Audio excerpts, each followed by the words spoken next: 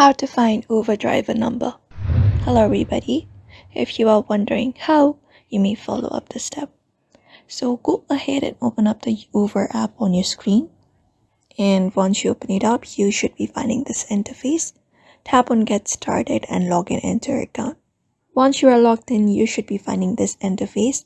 So all you gotta do is go ahead and select up a ride for yourself. Once you select up the ride, what you can do is you should be finding a call option right here.